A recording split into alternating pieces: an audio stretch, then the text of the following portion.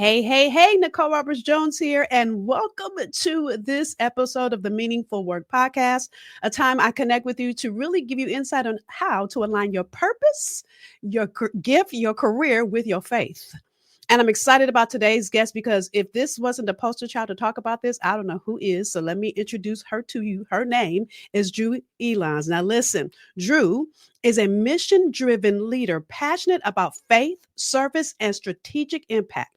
She serves as Director of Missions and Community Engagement at the historic Metropolitan Baptist Church here in the DC area. Those of you that know, it's called the DMV. And as Executive Director of Leading for Life, an international nonprofit equipping high school students for lifelong success. Now, a former Obama administration official.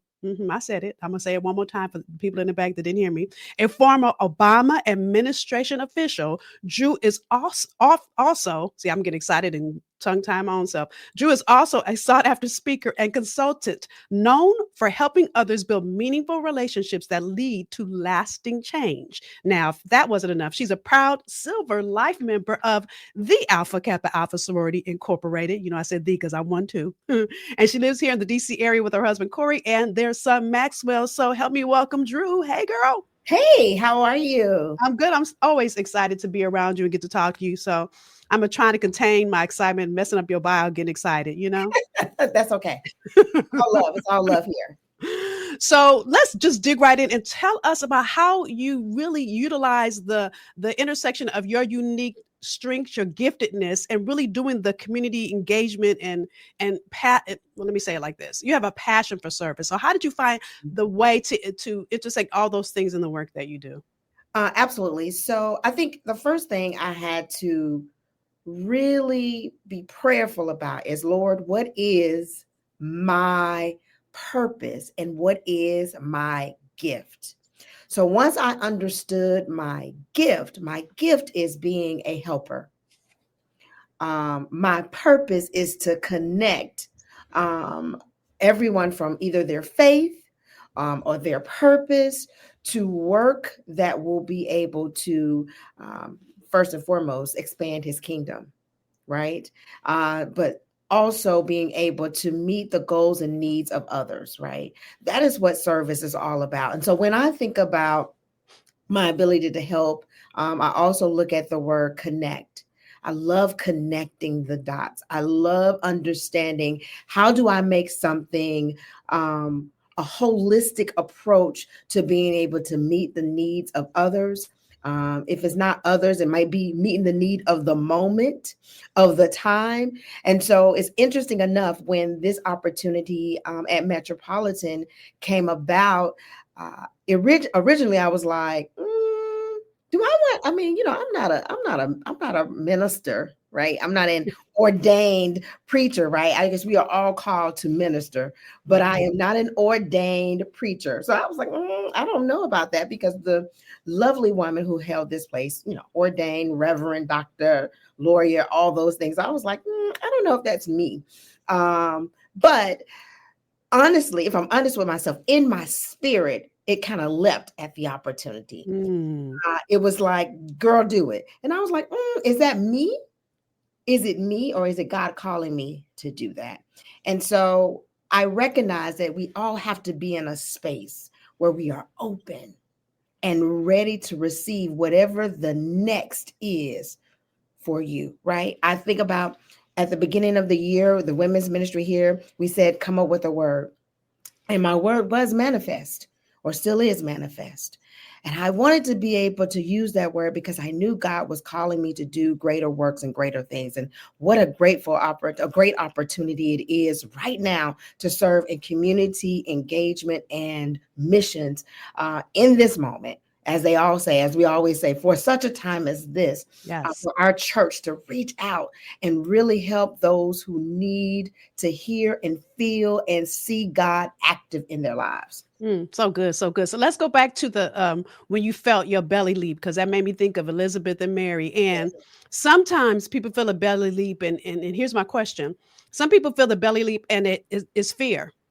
They think it's fear. And sometimes it is fear. Doesn't mean you're not meant to do it, though. Sometimes it's fear. And sometimes it's God pushing you out of your comfort zone. So how did you really, in that moment when you felt the belly leap, how did you know the difference?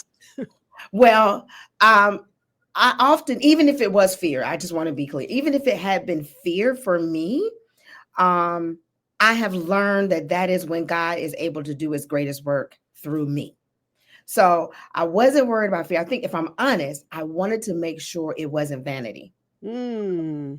Um, I do a lot here at Metropolitan. I do a lot. I've had wonderful opportunities, as you said, in the Obama administration and the work I did prior to that, all the things. And so I wanted to make sure that I was really looking at this as an opportunity where God is using me and So not me feeling like I'm so fabulous, right? I even can though do you are, even though you are, but yes.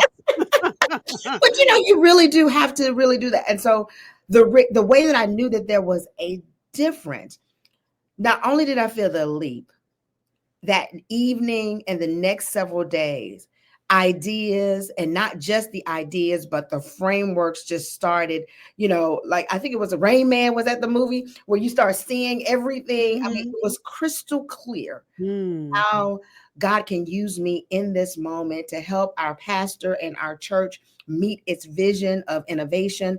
But beyond that, how do we really help those I know, especially in DMV and around this country, that are hurting? So I knew, because I could see it, and I could see me in this role. I could Right. see God saying, this is what we can do here. And then starting to hear as pastor would be preaching and things, it was like it was all lining up together. So I had to call him and say, okay, let's talk. But I love how you said, listen, I want you guys to get this, that you sat with it for a minute, right? And Yes. so one of the series that I just completed, I talked about Esther and the fact that when Mordecai went to Esther, and I'm not trying to get in the Bible, but I know she can roll with me, but I'm gonna just do it quick, y'all. So Mordecai went to Mordecai, Esther's uncle, said, hey girl, listen, you know they about to kill the Jews. Oh, but they don't know you a Jew. So you get to choose. What did Esther do? She didn't go, oh, okay, let me just go do something. She stopped and she prayed first. She said, Yes. listen, y'all fast and pray. You all fast and pray for 3 days. I'm going to get all my girls, my peeps to do the same Yes. thing. Yes. And then whatever comes forward, I'm going to go before him. And I love that you said, I stopped and prayed first. Yes. Because again, I wanted to make sure that this is where God saw me. I think in this second half of my life, right? I'm half a century. So I love to say I'm a half a century old, right? I won't So be in claiming this that. second Go ahead. in the second half, I really want to make sure that I'm only in the space and the place where God needs me, and where Mm. he really wants to use those tools and those skills that he's given me. I have been fortunate as a volunteer over the women's ministry to use those tools, but this was like, there is something even greater to do. So it was really important to not get caught up in what that can do and what people say, because people can compliment you and they mean it well and getting hyped up, and you can start believing you. I think a friend of mine said you can believe the headlines. I'm starting to believe the headlines about me. So I just wanted to make sure I was really stepping into this in the right space and mindset, and guided by God totally in this So opportunity. good, so good. So let's not shift, but let's talk a little bit about the elephant in the room and your experience at the Obama administration, and let's Yes. talk about how it shaped your understanding of purpose and leadership. And listen, this is what I want you guys to listen for. It's not about the title. It's not about our favorite president. It's not about that. But I want to talk about, because I know that was a connected activity for you as well. So let's talk, share a little bit about that. Well, I will say my placement in the Obama administration was at the Environmental Protection Agency.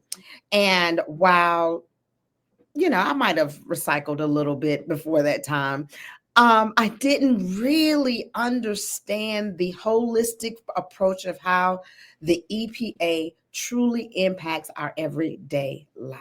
Mm. And so my role, again, helping and connecting. So as the strategic advisor to the administrator, I was also responsible for stakeholder engagement. And we brought so many new stakeholders to the table. To see everyone's eyes open up, including mine, learning a whole lot about all the different ways, not only does the environment impact us, but how rules are made. Mm.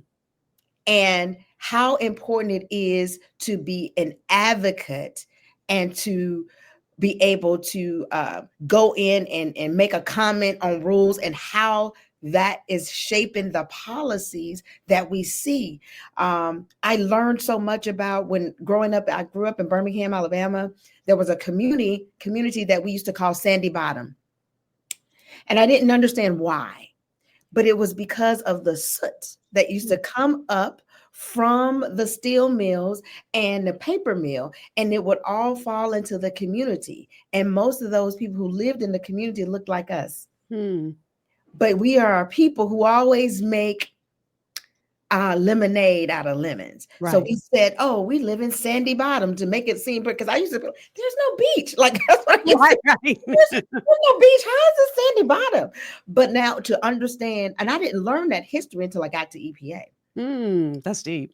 And so to be able to expose people to things that we did not know about that really impact our life. Oh, girl, that right. I used to go home tired, but definitely feeling so full of gratitude to be able to bring this, bring what we did to the people and know that this is very important, not only to us, but into the administration and just the work, just see the puzzles. Right. I guess how I fit into this big masterpiece of President Obama's legacy and the work that we do. So that was just an amazing, and that's not much different than what I'm getting to do here as well. Yeah. Yeah. So the thing I love, you just said puzzle pieces. So when someone came to you with this puzzle piece, because I know if someone came to me and said, I want to, recommend you for this role in the Obama administration, I don't think I would have gotten past that part, let alone to hear what the role was. I'm keeping it real, y'all. Okay. So Right. So when that puzzle piece came to you, and was it something that was different than what you were already doing? And if so, how did you find the courage to say yes to it? And then find, again, listen, I love that you are a connector. You find that connection, because puzzle pieces do what? They connect. So how did you find that connection in that first moment when you got the call or the email or whatever? So the you go through the interview process, and I interviewed with the then Administrator Lisa Jackson. She was wonderful. And but I was really nervous about EPA because that was not a space that I knew anything about. I worked in human resources and diversity. Back then it was just probably called diversity and inclusion or something like that. No telling what it was called many moons ago. But so I was like, oh, I want an appointment at the Department of Labor, because that made sense to me. But when I spoke with Lisa Jackson, it was a great space. And I actually felt comfortable and confident that I can take any subject. If somebody can explain it to me, I can take that subject and I can win over more people. I can use, like you said, the gift of gab, the gift of connection, the gift of making it make sense and make it plain to others. And also going back to our scientists and all of our economists and all of that, and saying, we got to make this plain. Let's figure out how to make this plain so that mothers can understand, mothers of color can understand, so that children can understand, so that other communities, the Hispanic community, can understand. I really enjoyed that. And I wasn't afraid to be able to step in it. I just wanted to make sure I understood it. And that was my part of, I studied. I would go and I had these people who I called a part of my kitchen cabinet, who knew everything about environmental justice, who knew everything just about the science in general, who knew all these different things. And they would come and I would have meetings with them just so that they can help me be a better spokesperson for our administrator, the agency, as well as for President Obama. So good, so good. So those of you that are listening that are in the middle of a career transition, I want you to see what it looks like to stare in the face of fear, because it had to be scary when you don't know what you're doing, and activate your faith and trust the gift that God put inside of you over your fear, over what you don't know. And I love that you said, I might not have known, but I got a cabinet together to help me know so I can study. And I think that is really important, making sure you have trusted advisors, your kitchen cabinet, whatever your board of directors, whatever you want to call it, to be able to bring them to. And to be clear, for these big major environmental organizations, are mostly led by men and mostly white men. Mm-hmm. But I found my different people in all of the different agencies or organizations, and they too became a part of my cabinet because they wanted to make sure we had more and different and unique voices at the table to make sure we were advocating, most importantly, for ourselves and our communities. So it was very important. I was intentional in every step that I made in that. So good. And then coming out of that, you started an organization, and tell me if I'm wrong and correct me, because I'm doing this by heart, y'all, which I should never do. Leading for Life, right? Working with high school students. So tell us that, what that passion was that drummed in you when you said, okay, now I know I've got to touch the next generation. Right. So I was in the administration, working hard. Really, really, really, really hard. And I had relatively an infant, a young child. And so I was working in the mornings into the evenings. When you're an appointee, you're on call all the time. And then after going hard for, a couple of years into his next administration, I was like, okay, I want to go home. I just want to be stay at home. I needed to release my mind. And so we had a friend who I worked with, just kind of making sure his organization, which is Leading for Life, knew a lot about what was going on. He was like, okay, take your rest, but when you are ready, I'd love for you to be a consultant. So I started consulting with Leading for Life first. And I loved its mission of bringing young, underserved communities of high school students and connected them with colleges and universities and opening up their minds to the idea of lifelong learning.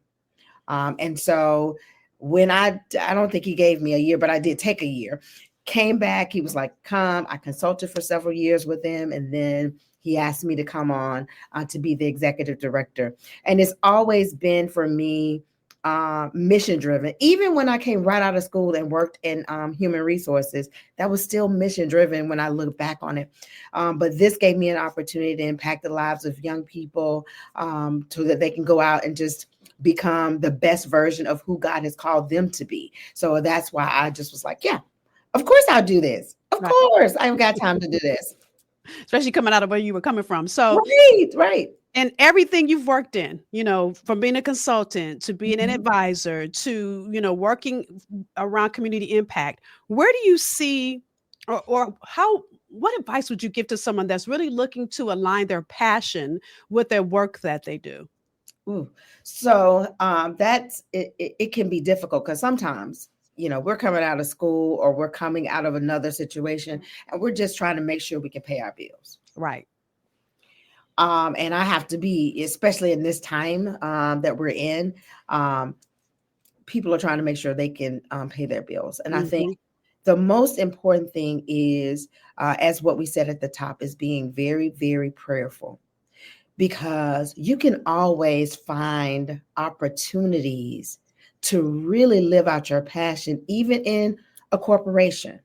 And sometimes it takes you a moment for you to step outside of the work that we're being paid to do versus the work we're being purposed to do. And so, as an example, right out of school, I went to Southern Progress. I helped create the HR department.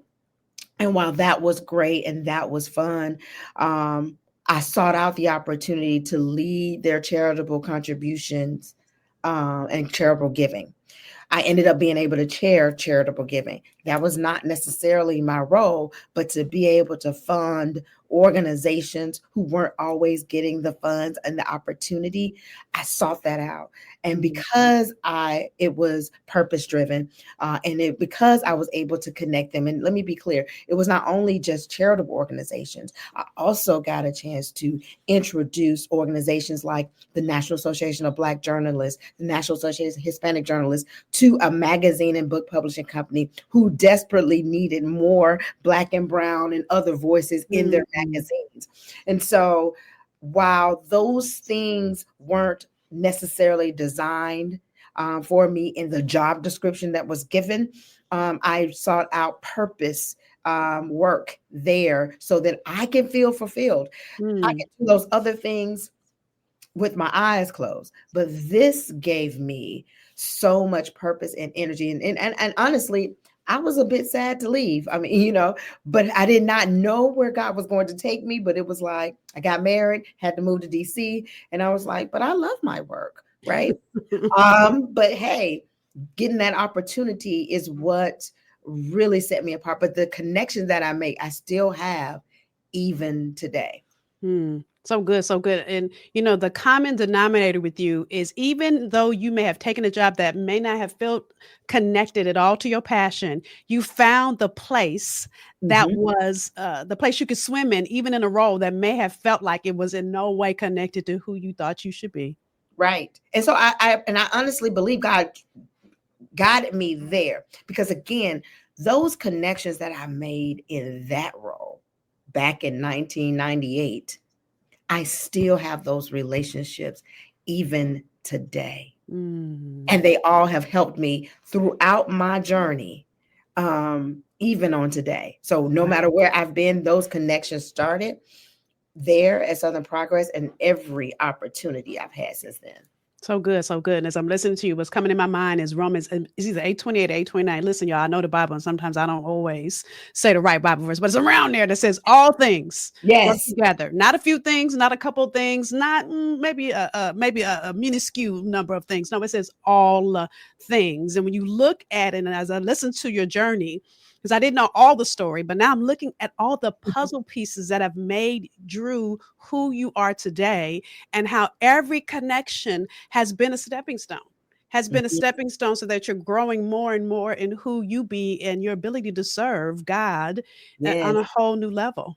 Yes. That is, I mean, when I think about it, to your point, I guess having to, slow down and kind of like, okay, let me really think about what we're going to talk about today. And taking that moment of just looking at my journey, there is that through line of being able to be a helper that could cause a connection. And I'll give you one quick snippet of this. So I remember making a connection with faith and politics. I can't remember the whole name, right? So there are two quick things, faith and politics. And in undergrad, I went to Florida A&M University first and I transferred, but I went to Florida A&M. These are two very important things. Made the relationships with a person at faith and politics. When they're the organization that does the enactment of the Selma to Montgomery March. Mm. When I was at EPA, I was able to get Lisa Jackson the prime spot of speaking Hmm. at Brown Chapel, which was the first time they ever had a woman to speak from the pulpit around the commemoration of Selma to Montgomery. Why? Relationships. Fast forward towards the end of when she was about to go and do something else. All we had to do, all of these college graduations. A very good friend of mine, and I call him a friend because he was used to be the dean of the School of Journalism at Florida A&M. That relationship I made while at Southern Progress in 1998. Called him and said, hey, I would like her to be the commencement speaker.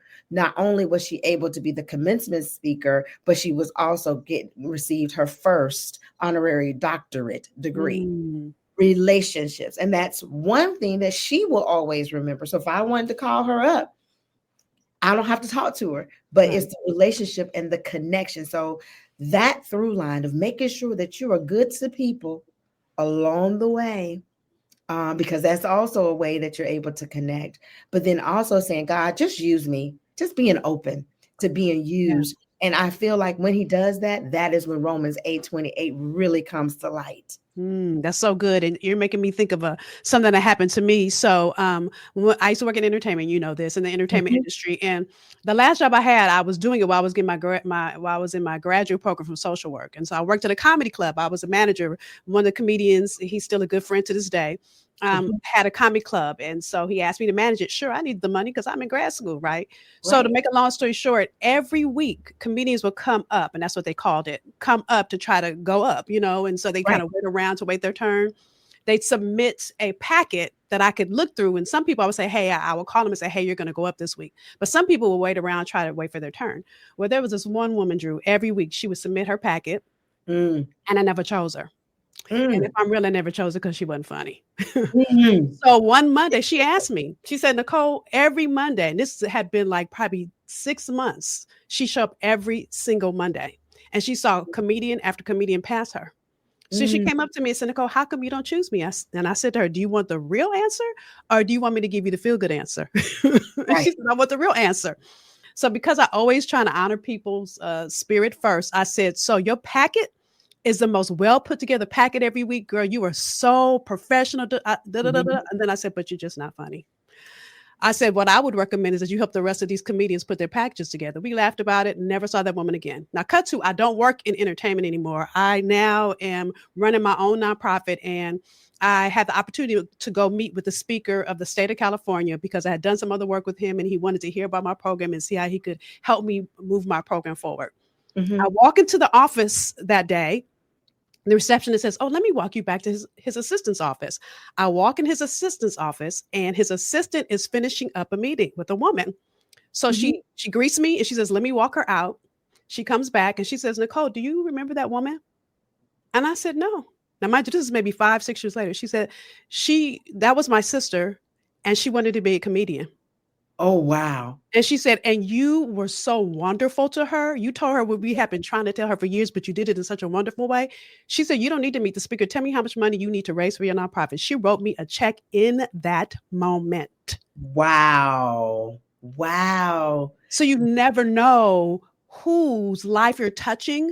You know, I always trying to honor people, even when I got to tell them some hard news. I'm always going to be truthful, but I asked her, I was going to tell her the truth anyway, whether she wanted the easy or not. I was trying to figure out how I needed to be. So I love listening to your entire story, Dru, because all along the way, these connecting points and how God has used all of it to move you forward in your career, not just a career, but in kingdom building, because what I see you doing is building God's kingdom. So thank you for all you are doing. Thank you for all you've done.